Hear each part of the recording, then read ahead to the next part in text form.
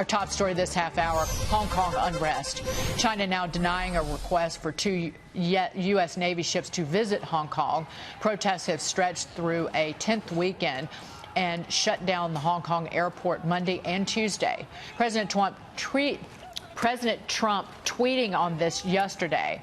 Our intelligence has informed us that the Chinese government is moving troops to the border with Hong Kong. Everyone should be calm and safe. Joining me now, retired U.S. Army Brigadier General, author of the book Double Crossfire, General Anthony Tata. General, good to see you as always. What do you make of the situation in Hong Kong? Again, it is very precarious. Yeah, Dagan, we have to remember that Hong Kong was under British rule for over 150 years, and in 1997 it was transitioned to the one country, two systems rule under China, and it's a limited democracy. And so with that background, really what we're looking at is a free market democracy that is coming into clash with the communist rule in China.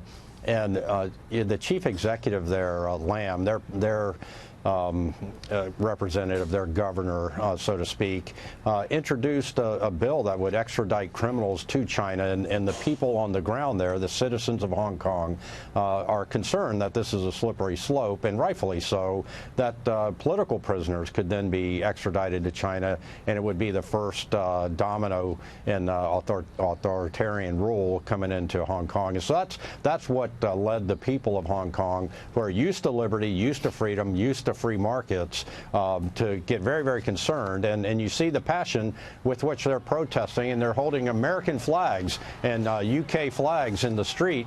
And so we are a symbol of democracy in that shining city on the hill that President Reagan talked about. And now China is forbidding U.S. warships from coming into port, the U.S. Navy, which has never been an issue before. And I understand China's concern about having the United States in there, in the ports there, to further have Hong Kong appear allied with the United States.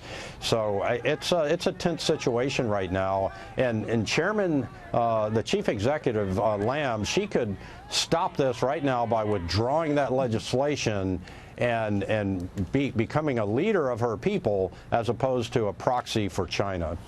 But China, that would be a symbol of weakness potentially to mainland China, to Beijing. Beijing clearly wants control of the banking system in Hong Kong, and the Wall Street Journal called yesterday's protest a propaganda victory for Beijing as it tries to turn the public against what have been overwhelmingly peaceful protests.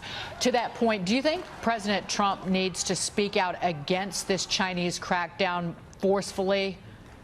I think the president is walking the fine line that he has to walk in the middle of trade negotiations that impact the entire country and even the world, and the protests right now that could be easily resolved. And so what I would expect the president to continue to do is support the people in Hong Kong, but also not try to burn the bridge with China. It's a very delicate negotiation happening here, and he should not throw out the baby with the bathwater, so to speak. All the hard work on the negotiations happening with the trade deal should not be thrown out to try to have a hashtag campaign on Twitter with Hong Kong. I mean, people will forget about this in a week, if it's resolved peacefully. General, good to see you. Thank you so much for being here this morning. Thank you, Dagan. General Anthony Tata.